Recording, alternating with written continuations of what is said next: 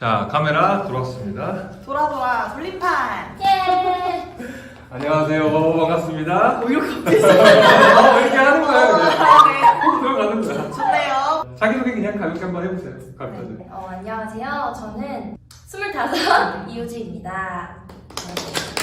네, 안녕하세요. 저는 선생님의 7년 1등 제자 23살 유승현입니다. 오늘은 그동안 친구들이랑은 좀 입시에 관한 이야기를 좀 했는데, 물론 오늘도 입시에 관한 이야기를 하겠지만, 입시의 베테랑들이라는 어떤 주제를 가지고 여기도 입시를 많이 한 친구들이다 보니까 이 베테랑들한테 듣는 이야기 또 색다른 이야기를 들을 수 있을 것 같아서 이런 주제를 한번 진행을 한번 해보도록 할게. 네. 보통 학생들한테는 제가 이제 뭐 어디 학교를 썼냐 정도만 물어보는데 그것과는 다르게 실기를 몇 번 했는지. 제가 이거 촬영하기 전에 세봤는데 저는 24번 봤고요. 그래서 7, 너가 몇 번이야? 20살 때 12, 24, 36 어디까지 올라가? 40번? 진짜 차 하나 뽑았지 않았을까? 원석이만 네. 기도. 그래서 다 합치면 한 10,000번 되지 않을까요? 재수까지 하고 반수까지 해서 연차로 따졌을 때는 총 3회의 입시를 이제 맞아요. 한 거고 3년의 입시를 한 거고 맞아요. 이쪽은 이제 2년의 입시를 네. 한 거죠. 그렇게 많이 본 이유가 뭐야? 왜 그렇게 끝까지 끄덕지게 오랫동안 할 수 있었는지. 아, 근데 진짜 입시 중독이라고 하잖아요. 뭐 하나 1차가 딱 되거나 예비를 받으면 아, 나 이거 진짜 조금만 더 하면 할 수 있을 것 같은데 하는 생각에도 계속 했었고, 그치. 또 선생님한테 들으면서 뭔가 그 배움에 대한 그런 갈급함이 있었던 것 같아요. 저는 19살 때 수시 딱 그때 쓸 쯤에 뮤지컬 한 편을 보고서 이 길을 들어오게 된 거예요. 어떤 학원에 갔었어요. 제가 이걸 너무 하고 싶은데 이번에 정시 쓰면은 어떻게든 이렇게 가능성이 있을까 했더니 이건 굉장히 힘든 건데 재수는 일단은 생각을 하시고 네, 그리고 천천히 오래 보셔야 원하는 대학도 갈 확률이 높다. 그때 딱 정시 때 태어나서 처음 썼던 게 명지대였거든요. 근데 그때 예비 9번이 나온 거예요. 와, 이 언니는 근데 사실은 너무 잘는 아니 저 그러니까 저랑 같이 붙여주지 마세요. 아니 진짜 할 수 있을까라는 그 희망의 빛을 잠깐 이제 보고 그때부터 시작을 했는데 입시 중독이라는 말이 뭔지 너무 지금 잘 느껴지는데 네, 있어요. 중독. 뭔가 더 할 수 있을 것 같은 거예요. 이제 막 가서도 처음처럼 막 긴장하고 막 손발 떨고 이러지 않고 뭔가 좀 더 나를 더 자연스럽게 보여드릴 수 있을 것 같고 그 교수님들께서 원하시는 게 뭘까를 더 이렇게 생각하게 되더라고요. 맞아요. 그래서 나 좀 더 다른 학교로 연기과를 가서 배워보고 싶다 해서 간 게 이제 가천대 연기예술학과였습니다. 네. 정리를 하자면은 네. 그렇게 많이 볼 수 있었던 힘의 원천은 뭐 예비번호가 나온다던가 그쵸? 동기부여가 될 만한 어떤 결과들을 획득했을 때 더 하고 싶다라는 어떤 힘이 생긴다. 맞아요. 아예 그냥 막 다 떨어지고 그럼 내가 진짜 여기 이게 재능이 없구나. 오케이, 그냥 받아들이자 이렇게 될 텐데 그게 아니라 뭔가 조금씩 자꾸 희망의 빛이 보이면 그치. 이게 아깝다는 생각이 계속 들고 계속 하게 돼요. 내가 항상 아이들한테 이제 반수를 꼭 했으면 좋겠다라고 이제 하는 게 그런 차원인 것 같아. 재수 때까지 어떠한 합격이라는 1차 합격이라도 못하는 어떠한 결과도 못 받은 상태에서 삼수까지 하려고 하면은 사람이 지쳐서 나가 떨어진다는 거죠. 그래도 본인이 좀 하향 지원하는 학교여도 나는 어쨌든 뽑아준 학교가 있다라면은 그래도 나는 어쨌든 합격을 했고 이제 너희들이 말했던 것처럼 그런 동기부여로 조금 더 할 수 있지 않을까? 그런 상황에서 내가 반수를 좀 그런 식으로 권유하는 편인 것 같아요. MBTI 한번 얘기해보세요. MBTI요? 저는 ENTP이고요. 저는 ENFP입니다. MBTI 얘기를 하다 보니까 그저께 수업 때 여기서 수업을 하고 있는 학생이 나한테 갑자기 그런 얘기를 하는 거야. 선생님, 연기를 F가 감성이 풍부하다는데 F가 더 유리할까요? 뭐 이런 얘기를 하는 거야. 니네 생각은 어때? 제가 T가 한 98% 정도 나오는데 그래서 언니가 다 진려해요. 사실 진짜 F인 친구들을 같이 이제 활동하거나 이렇게 같이 작업을 하다 보면 뭔가 근데 공감 능력의 문제가 아닌 것 같아요. 그 연기를 잘하고 못하고 뭐 그런 기준이 어디 있는지는 모르겠지만 체화라고 하잖아요. 그 공감 능력보다는 이 인물을 어떻게 마주하는가. F랑 T의 문제가 아니라 진짜 이해도인 것 같아요. 그리고 깨알 또 선생님 수업 그 홍보를 하나 하자면은 희곡을 내가 진짜 무슨 극작과를 왔나? 할 정도로 희곡을 그래서 저는 고3 때만 해도 희곡 한 60권 정도 읽었는데 처음에는 솔직히 희곡 같은 거 보면은 무슨 말인지 말도 안 되고 그 다음에 뭐 셰익스피어나 이런 건 너무 시적이잖아요. 이게 뭐지 하고 그럴 수도 있지만 그게 어느 정도 축적이 되고 내가 이 희곡에 대한 매력을 알게 되면 달라요. 보는 희곡을 나중에 마주하게 됐을 때 내가 이거를 이제 작품으로 들어와서 이거를 보게 됐을 때 해석 능력이 완전 다르고 그럼 결국에는 별로 MBTI랑 관계는 크게 있는 것 같지가 않다. MBTI를 나누는 게 사실 크게 나누면은 T랑 뭐 F잖아요. 근데 공감도 지능이라는 말이 있어요. 그래서 아니 그게 아니라요. 아니 저는 T가 공감 능력이 떨어지는 게 아니라 진짜 이성적으로 논리적으로 파악하고 그 상황을 이렇게 생각할 수 있는 게 높은 거지 절대 공감 능력이 떨어지는 게 아니고 이게 상대적인 게 아니라 그래서 그래서 진심으로 네, 그거는 계속 배우고 경험을 얼마나 어떻게 많이 하느냐의 차이지 크게 차이는 없을 것 같습니다. 왜냐면 나도 그냥 가만히 그냥 내 주변에 MBTI 내가 알고 있는 사람들, 좀 활동하고 있는 사람들, 뭐 제자들 보면은 너무 가지각색이어서 여기 보면은 원래는 이제 보통 내가 최종 합격은 어디에 했고 그다음 합격 작품은 뭐였는지를 물어보는데 좀 변형해서 물어볼게요. 이 베테랑들이니까. 작품이 뭐 했는지 아마 기억이 날 텐데 그것들을 선정한 개인적인 이유가 있을까? 뭐 넘버가 됐건 자유 연기가 됐건 저는 마지막 입시 때 들고 갔던 메인 넘버가 캐치의 메모리였어요.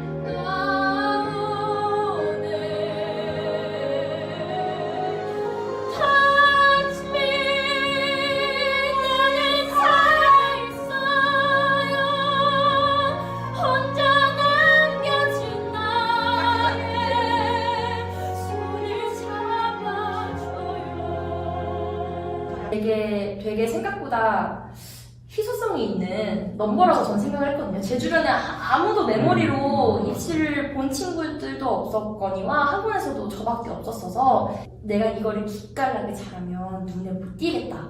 이게 1번이었고요.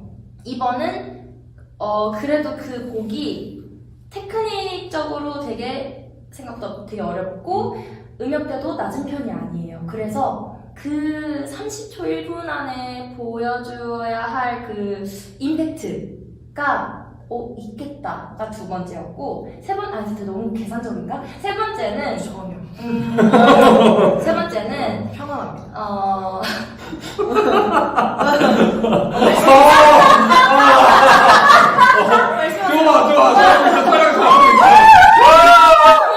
세 번째는 그 스토리를 보여줄기 그 플롯이 너무 좋았어요. 처음에 이렇게 막 잔잔해 갔다가 커지면서 점점점 이게 너무 극적으로 보일 수가 있어서 골랐죠. 제가 이제 작품을 선택하게 된 그 기준은 선생님 안톤 체육 작품 되게 좋아하시는데 저도 이제 처음에 체육 작품을 접하고 처음에 진짜 이거 노잼이잖아요. 뭐라는지도 모르겠고 그냥 겉모습만 보기에는 뭐 불륜 사람들끼리 그냥 불륜하고 뭐 죽고 이러는데 이게 이제 그 인간의 뭔가 내면이 완전히 축적해서 들어가 있는 그런 작품인데 그거를 제가 공부하면서 너무 재밌어지고 내면 연기라고 하죠. 선생님 진짜 그냥 대사 한마디 해도 딱 눌러서 서브텍스트 가지고 이렇게 하는 작품들을 주로 공부하게 하셨는데 그냥 뭐 밝거나 그냥 뭐 유혹하거나 이런 이제 강렬한 작품보다는 저는 내면을 좀 깊이 가져갈 수 있고 제가 공부할 수 있는 저는 나중에는 이제 제가 좋아하는 희곡 작품 대사를 발췌한다고 하죠. 발췌해서 이렇게 가져가고 선생님도 뭐 좋아하셨던 것 같고 아닌 거는 이제 그때 선생님이 해주시니까 그렇게 정했던 것 같아요.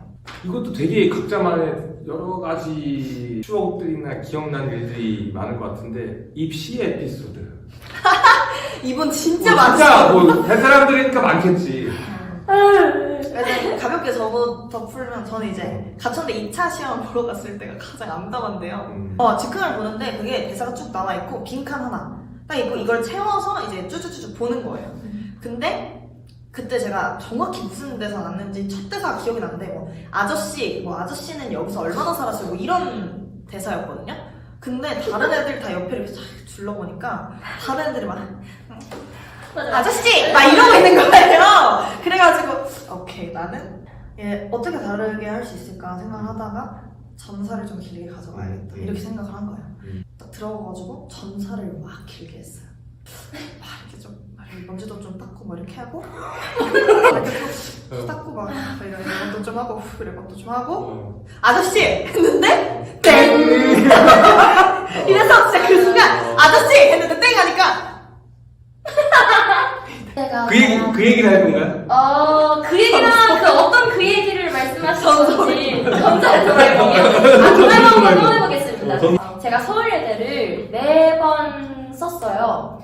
그럴 때마다 매번 예비만 받았거든요. 최종 항상 늘 언제나 앞에 한두 명에서 컷되는 예비를 받았었어요. 근데 그게 너무 미련이 남는 거예요. 그래서 그걸 잊지 못하고 계속 쓰고 가다 보니 어떤 저기 끝에 계신 교수님께서 그 개인기 있어? 개인기 하나만 해보세요 막 이러시는 거예요. 그래서 내가 와 뭘 해야 되지? 개인기는 또 처음 받아봤단 말이에요.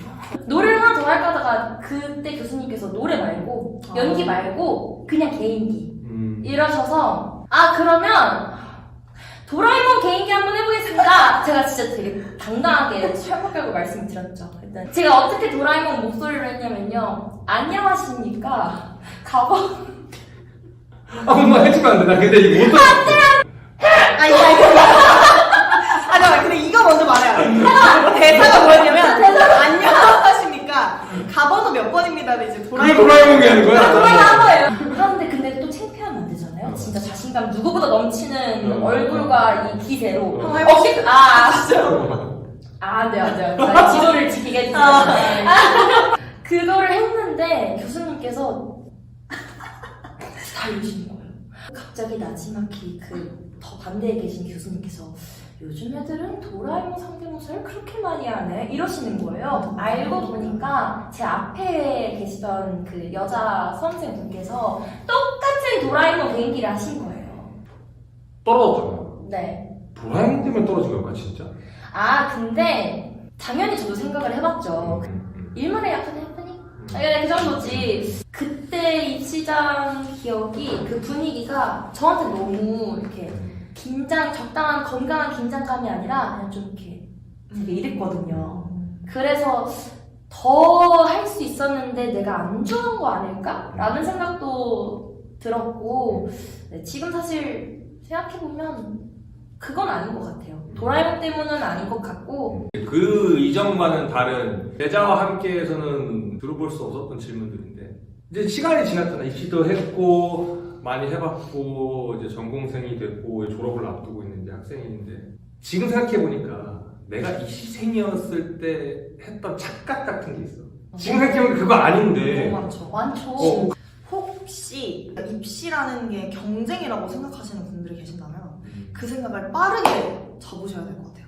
근데 저는 그렇게 안 컸거든요. 조금이라도 욕심 부리는 학생이 눈에 보인다? 이러면 진짜 크게 혼내셨어요. 크게 혼내시고 어쨌든 입시가 아니라 연기자 그리고 배우의 삶은 다 공동체 작업, 다 공동체의 삶이기 때문에 그렇게 살면 안 된다라고 저는 배워서 근데 제가 이제 전공자가 되고 다른 데서도 작업을 막 해보고 하니까 진짜 경쟁으로 입시를 하고 경쟁 속에서 삶을 사셨던 분들은 여기 적응을 못하세요. 이런 진짜 이제 입시가 딱 끝나는 순간 그때부터는 진짜 모두 다 같이 작업하는 거예요. 이 친구가 내가 같이 뭐 지금 입시를 하거나 같이 뭔가를 오디션 준비하고 있는데 이 친구가 못하고 있거나 이 친구가 어려움을 겪고 있다면 저는 같이 같이 내가 도움을 줄 수 있는 게 있으면 돕고 같이 잘 되면 진짜 나중에 나한테 도움이 더 크게 돼요. 근데 그걸 모르고 오케이 제가 먼저 제꼈다 이렇게 생각하면 이게 어른들 눈에는 또 다 보인단 말이에요. 그 옆에 있는 친구 제껴봐야 사실 고작해야 그 학원에 있는 그냥 한 명을 제끼는데. 운전할 때 앞차 제낀다고 빨리 가는 거 맞아 아니에요? 맞아 너무너무 맞는 말이다.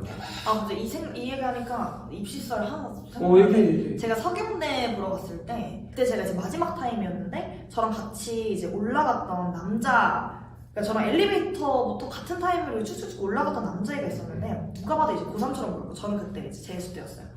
너무 떨고 있는 거예요. 진짜 사시나무 떨 때. 그래서 이렇게 보고 있는데 막 뭔 계속 암기하고 있고 뭔가 계속 막 이렇게 손 막 뜯고 있고 그래서 너무 안타까운 거예요. 그래서 저기 지금 연습 중이라서 미안한데 너무 떨고 있어서 우리 같이 잘 되면 좋으니까 제가 이 타임에 무슨 질문이 나오는지 알고 있다. 이 질문이 나오니까 이거를 생각을 해가요. 이 질문 중요하다고 합니다. 이렇게 하고 그 사람이 진짜 고맙다고 누가 감사합니다. 감사합니다 막 이러고 제가 먼저 시작했거든요. 그 타임에. 근데 세상에 그 질문이 안 나온 거예요. 다른 질문이 나온 거예요. 와우. 그래서 제가 너무 미안한 거예요. 근데 이제 기다려서 미안하다고 할 수도 없고 빨리빨리 보내니까. 근데 그러고서 그 다음날 제가 연습을 하고 있는데 모르는 사람한테 DM이 온 거예요. 그래서 봤더니 그 친구가 서공이라고 했거든요. 근데 제가 서공이 아는 동생이 이제 있다고 그 얘기도 막 했었는데 그 친구가 그 친구들한테 수소문을 해서 저를 찾아가지고 저한테 너무 고맙다고 길게 DM이 왔었어요. 근데 그 친구는 결과적으로 당국대시 좋은 학교 가가지고 공연하고 그리고 지금도 저 공연하면은 보러 오는 그런 동생 사이로. 와, 그거 진짜 멋진 인연이다. 네. 결과적으로 제가 그래서 사과했거든요. 미안하다고. 그 질문이 안 나와서 너가 더 당황했겠다. 죄송합니다. 이랬는데 그게 아니라 오히려 이렇게 뭔가 되게 힘이 됐다고 해요. 그래서 오히려 그 질문을 알고 내가 긴장을 하고 알고도 긴장을 하고 있었다면 그 질문 제대로 대답 못했을 것 같은데 완전 이완된 상태로 들어가가지고 결국 뭐 그 학교도 잘 봤다고 하고 그 다음에 더 좋은 학교 가가지고 지금 잘 지내고 있습니다. 저랑 멋진 네. 에피소드다 이거. 되게 즐겁게. 그리고 그 친구는 진짜 작업할 기회가 많아서 저도 되게 많이 그 친구가 도와주기도 하고 하거든요. 그래서 이런 에피소드가 전 기억에 남아요. 그 친구. 그 아주 작은 강박 같은 게 있었어요. 나는 여기서 가장 돋보여야 하고 가장 눈에 띄어야 된다. 근데 이게 틀린 말은 아닌데 그거에 사로잡혀서 막 좀 더 막 예를 들어 그러진 않았어요. 특이한 행동을 하는 친구가 있었고 입시장에서 특별하게 보이려고 막 두세 번 막 꽈가지고 이해 못할 약간 막 그런 걸 하고. 그리고 서울예대는 지금은 아마 없었을 것 같은데 워크숍이 있었어요. 연기 훈련도 하고 같이 발표도 하고 막 그랬었단 말이에요. 근데 이렇게 보면은 다 그때는 그런 생각을 하는 것 같아요. 내가 여기서 가장 잘 눈에 띄어야 날 좀 더 1초라도 더 봐주시고 좀 더 점수를 많이 받을 수 있을까? 맞아. 근데 그거 완전 다 필요 없어 하면은 사실 그건 거짓말이고. 하지만 내가 평소 행실부터 똑바로 잘 하고 다니는 학생이면은 그냥 그 인성이 보인대요. 그리고 그게 보여요. 저도 그걸 느꼈었고. 맞아. 진짜 평소에만 잘하면 되는 걸 가지고 입시장만 들어가면 그때서야 막 내가 나를 포장하고 잘하려고만 하다 보니까 완전 19살 때, 20살 때 그게 좀 아쉬웠어요. 최근에 선생님 제자 한 명이 그 친구도 입시 베테랑이야. 근데 그 친구가 한 말이 너무너무 공감되는 거야. 뭐 잘하려고 하지 말라는 선생님 말이 있잖아. 혹은 뭐 네. 너다운 모습을 보여줘 막 이런 얘기 많이 하잖아. 근데 이제 그게 무슨 말일까라고 이제 자기가 고민해봤는데 이제 알겠다는 거지. 과거에는 자기가 음식으로 치자면은 나 좀 먹어주세요라고 했대. 입시장 가서. 근데 그게 아니라 나중에는 이제 이렇게 바뀌었다는 거야. 드실 분들은 드세요. 진짜 나 이게 너무 공감이 돼. 나 좀 보여주세요라, 나 좀 먹어주세요라는 거는 이제 약간 너가 말한 돋보여야 되고, 네. 내가 내 음식이 나를 음식을 비웠을 때 그 음식을 화려하게 만들고 막 맞아. 그렇잖아. 그러면 진정한 나의 모습보다는 뭔가를 위해서 꾸며내는 이제 그런 형태인 맞아. 건데, 이제 그 친구가 말하기 드실 분들은 드세요. 저는 이렇답니다. 제 음식은 이렇답니다. 와 진짜 근데 그게 너무 맞는 말인 것 같아. 맞아. 네. 어른들이 괜히 너네 무슨 생각하는지 다 보인다. 그리고 입시장 너네 일단 문 열고 들어오는 순간부터 보인다. 너네 어떤 애인지 다 보인다라고 하는 얘가 뭔 소리야. 무당도 아니고 이렇게 생각했었는데 아니에요. 진짜 다 보이고 그냥 있는 그대로 나를 보여주고 좀 그러면 될 것 같아요. 그게 참 어렵지. 맞아요. 어렵죠. 그걸 버려야 되는데 계속 그 욕심이 있다 보니까 욕심일 수도 있고 너무 갈급해서 네. 그걸로 넘어갈 수도 있고, 그지? 입시생이었던 적이 있었고, 그 다음에 현재는 전공자잖아. 이 입시생과의 전공자의 차이점이 있을까?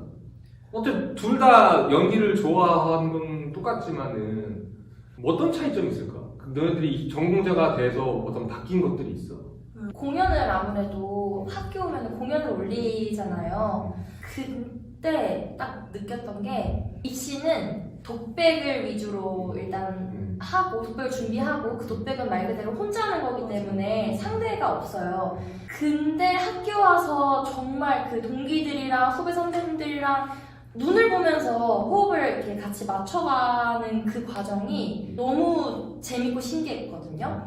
그래서 그런지 작품을 예를 들어 제 이번에 갈매기를 올렸었는데 입시 때도 마샤를 했었어요. 선생님이랑 같이 마샤를 했었고 지금도 그때 마샤 역으로 공연 올렸었는데 상대가 있고 없고가 달라서 그런지 몰라도 마샤만 바라보고 공부를 했었던 적이 있었어요. 입시를 했을 때. 근데 지금은 마샤 그 외 모든 인물들이 어떻게 되는지 얽히고 설킨 그것들을 하나하나 더 자세하게 제가 이렇게 파고드는 걸 보고 나만 중요한 게 아니구나.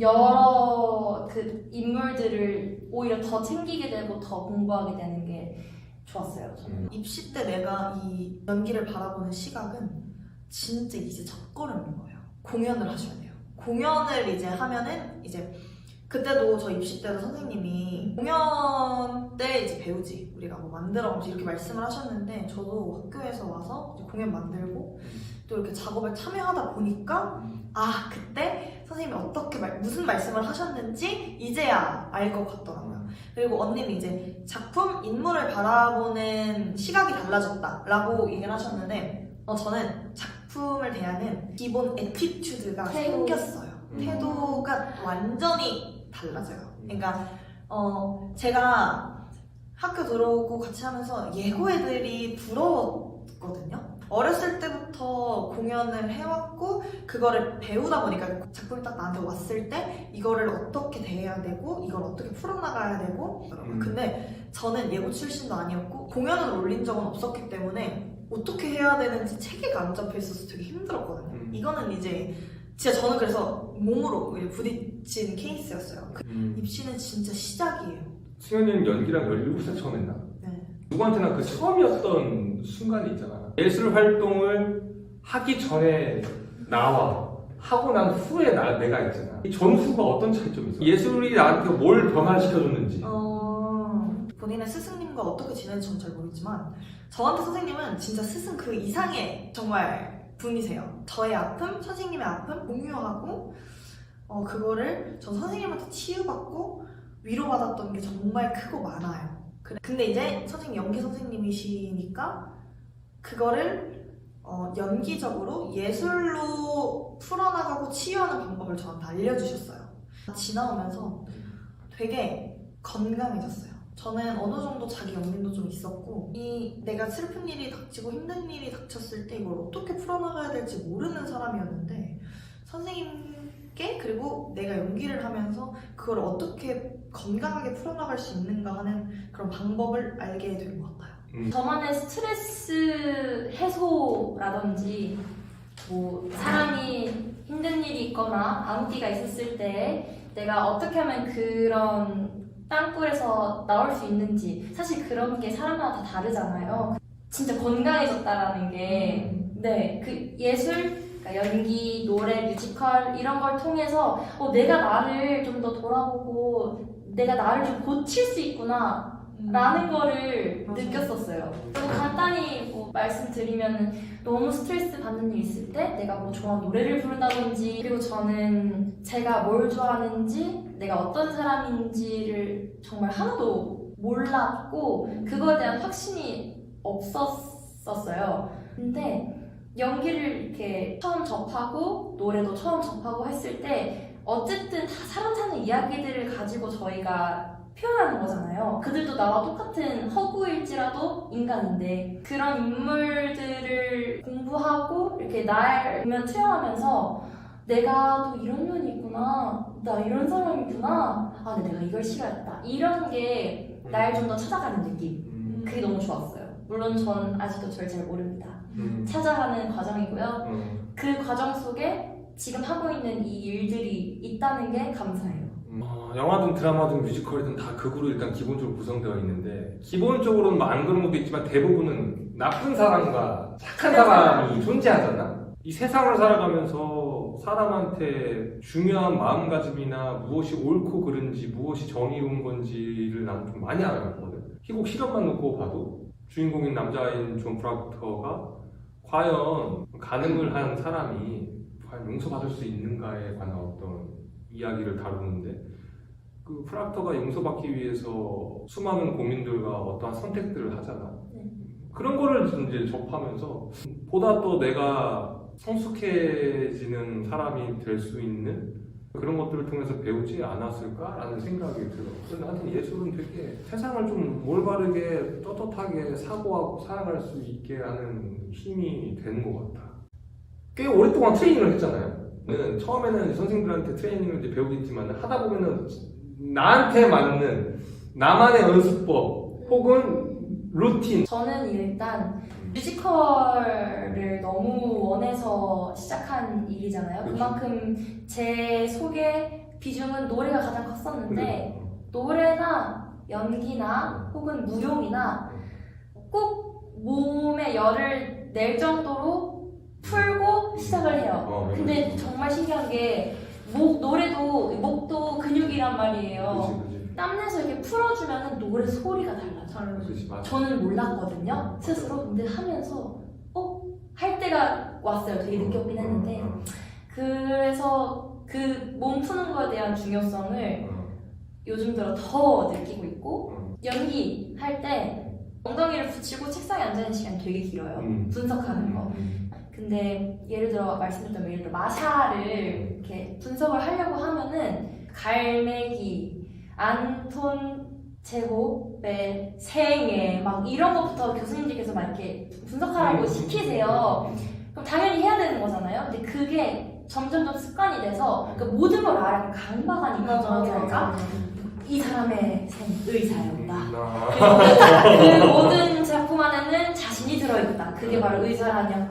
이런 것들을 이렇게 다 하나하나 써요, 저는. 패드나 노트북으로도 사실 쓰는 분들이 많은데 왜 이렇게 좀 손으로 쓰는 게 마음이 편하죠. 네, 그래서 무조건 손으로 뭐든 기록하고 커다란 루틴하면 몸을 열낼 때까지 푸는 거 꼭 너무 좋아요. 앉아서 공부하는 시간이 저는 되게 길어요. 저도 진짜 길고 저는 확실히 갖기 전까지는 대사를 못 뱉겠더라고요. 왜냐면은 한 번 뱉어버리면 그래도 안 그러려고 해도 사람인지라 입에 배면 진짜 고치기 너무 힘들어요. 확신이 들기 전까지 내가 어느 정도 이 공부가 됐다라고 생각할 때 이제 조금 움직이는 편이고 그 다음에 저도 이제 뭔가를 하기 전에 연기나 춤이나 노래를 하기 전에 몸 푸는 거 진짜 중요한데 내가 지금 급하게 가서 노래를 해야 된다거나 내가 갑자기 가서 급하게 이제 시연을 해야 한다 이런 일이 생긴다면